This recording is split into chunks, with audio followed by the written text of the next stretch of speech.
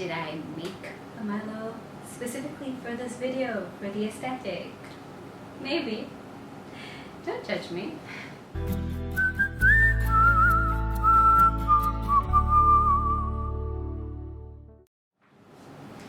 Hey everyone, it's Aradna. I was tagged about a month ago by Olivia at Olivia's Catastrophe to do the no disclaimers tag. It's been, a month. It's been a busy month and I'm finally getting around to filming it. I have my mug of Milo and I have the questions on my phone. So let's do this. Okay, so the original tag was created by Catalyst Reads. If I can find the original video, I will link it. I will also link Olivia's video. If you do not already subscribe to her, do it. She is awesome. There are about 8 questions, so I'm going to keep looking at the phone, I'm sorry. The first question is, which trope or tropes annoy you the most in books? Now, I'm of the opinion that most tropes can be done well and really fresh if you take the chance and take some risks and, you know, look at it in a new way. But there are a few tropes that really annoy me. The first would, I don't know if you can call it a trope. Is cheating a trope? Because I do not like cheating in books. I do not like cheating in real life. It's kind of obvious. Why, probably? I mean, who does like cheating, right? The other one that really does annoy me is the not like other girls trope. I mean, yeah, it can be done well if your girl is secretly a superhero or an alien from outer space, then yeah, okay, she's not like other girls.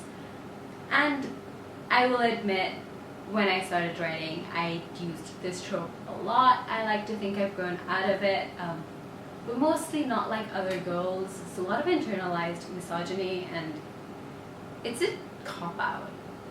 It's not fun. The second question is, which writer or writers do you feel are overrated or overhyped?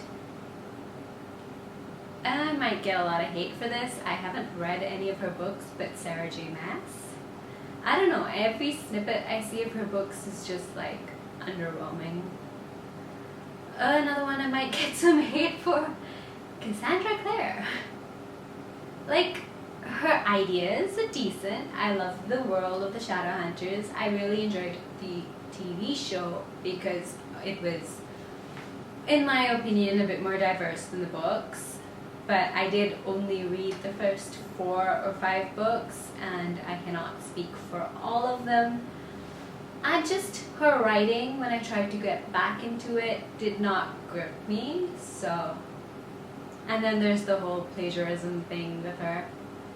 And then another overhyped writer, in my opinion. Over the years, I have come to really, really wonder about J.K. Rowling. Not so much because of her writing. I mean, her writing's decent. It's not the greatest, but her world building is fantastic. More her as a person. Just, no, honey, stop. Number 3, what are your least favorite books you've read since joining BookTube? I joined BookTube about 3 months ago. I've read a bunch of good books since. This year's been a decent reading year so far. I don't think I've put less than 3 stars for any read this year, so the one I'm gonna say is my least favorite, not because it wasn't good. It was a 4-star read, even though the subject matter was just not for me, would be Wilder Girls by Rory Power. I'm not a huge horror type person, and the book was more extreme, not extreme, a bit more horror type than I thought it was gonna be, which was why it wasn't for me. But I can acknowledge that it was really, really well written. It was really gripping. I had to finish it, even though it was making me uncomfortable because of, well, the subject matter. It's a genre I don't usually read, but I'm really glad I did.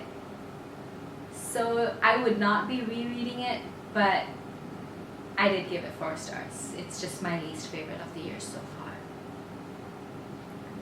Number 4, a terrible ending that ruined an otherwise quality book.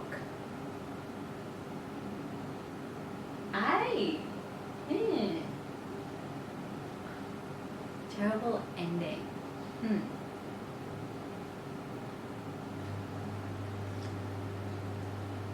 Okay, this not terrible as in ruined the book, but it did sort of rush things for me. Empress of All Seasons by Emiko Jian. Otherwise, it was a really, really good book.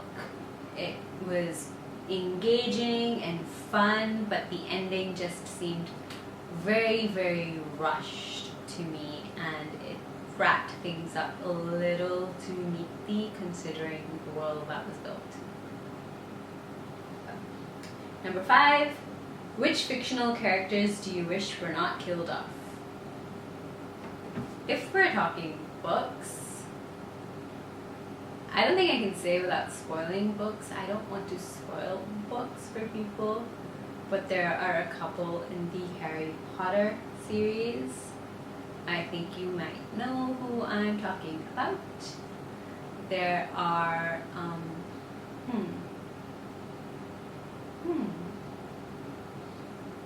do I wish were not killed off?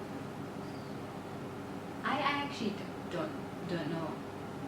Usually the writing, it makes narrative sense to me when characters are killed off, so I can't say anything, but when it comes to TV shows and characters are killed off for shock value, I'm looking at you, Once Upon a Time, season 3. I'm still very, very bitter about that. But yeah, TV shows, I have a long list of characters that never should have been killed off and deserved better. Or at least should have gotten a much more meaningful send-off, if you wanted to do that. Number 6, what are some of your bookish pet peeves? I do not think I have any. I mean, I don't personally dog-ear my books anymore, but I understand why people do.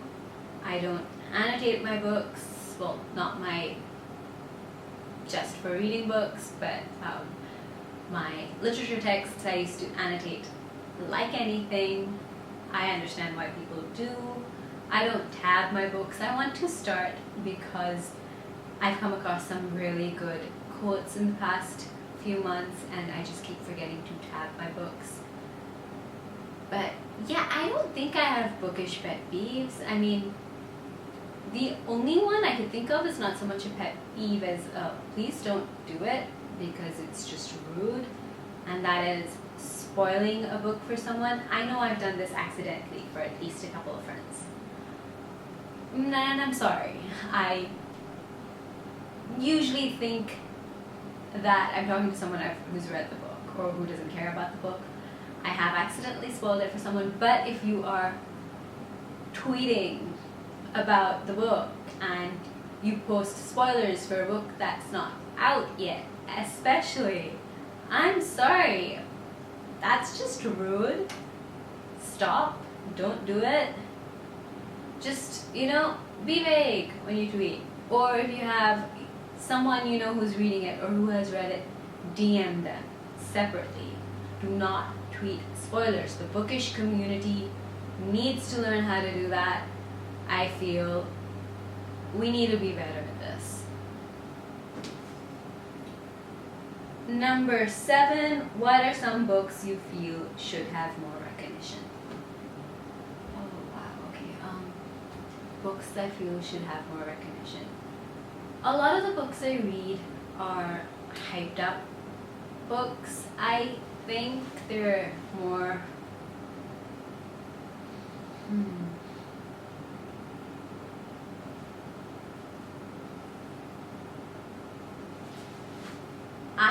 think of anything. I mean, I love Claudia Gray's Spellcaster series. I have not seen many people talk about it. I really enjoyed Meagan Spooner's Skylark series. That was her debut trilogy, but again, not seen many people talk about it.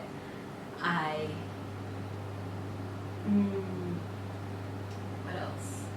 The rest of the books I read, I've seen on BookTube and Bookstagram and Book Twitter, so those two would probably be the biggest. I would really love to find people to talk to about them. And then of course there's the Dragonriders of Pern fandom was pretty big, I think. I just haven't found them yet. I mean, the books themselves can be a little problematic, but the world is very interesting. Yeah, I think that would be it. Ooh, Patricia C. Wrede's Dealing with Dragons quartet. Love that quartet. Haven't heard anyone talk about it anywhere. It's dragons. It's a princess that gets herself kidnapped on purpose by dragons so she can get out of getting married. Why is the book community not talking about this? Come on. Please. Last question. What are your thoughts on censorship and banning books? I suppose it's less censorship as sort of censorship. I think if the government is doing it, it's a little bit iffy. I think if the book community is doing it, if the book community is calling out problematic aspects of the book, or just general, look, the person who wrote this is a TERF or a Nazi, then yeah, I think that's good, because we should prosecute people who are doing that, who are just generally shitty people who, you know, though the world is a very dangerous place these days for a lot of us, and if banning books or censoring books can keep people safe by keeping all these dangerous ideas from spreading, from these racist or sexist or whatever homophobic shit, homophobic things from spreading, from these stories, making them seem normal and okay, if we can stop that from happening, then maybe we can make a more accepting world. I don't know, it's a very sensitive subject, and I feel the people who want to be bigots, they shout about censorship really fast when people in the marginalized communities talk about problematic aspects of media. And that's not true.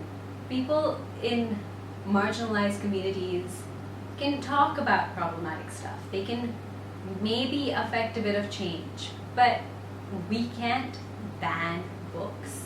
We can't really censor anybody because we do not have the power. We are in the marginalized communities that in a lot of places are being persecuted. So if it's a top-down thing and it's censoring voices that already have very little room, then it's not something I'm for. But if it's a top-down thing and it's censoring voices that are trying to incite bigoted views or violence or anything like that, then yeah, go ahead, do it. We've reached the point where we need to do that.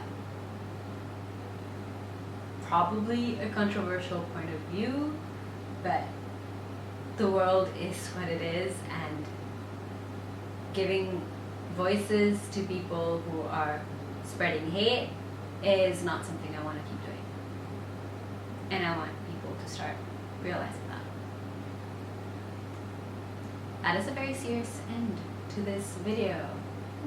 Okay, so who do I want to tag? I don't know if anybody hasn't done this, but I will be tagging a few people. I will link their channels in the description. I will tweet them as well, but I am tagging Fadwa at Word Wonders, Kate at Your Tita Kate, Knox at Knox Reads, Natalie at One Sleepy Reader, and there was one. Katie at Kit Kat Skin Read. If you guys have done this, if you guys are interested in doing this, you know, it's up to you, but I will be tagging you guys because I do love your channels. And in the meantime, I'm going to try to finish my Milo. What are your thoughts on these questions? Let me know below, and I will see you next time. If you like my video, please give a thumbs up, subscribe, like the pillow says, so cute. Subscribe, and yeah, until next time.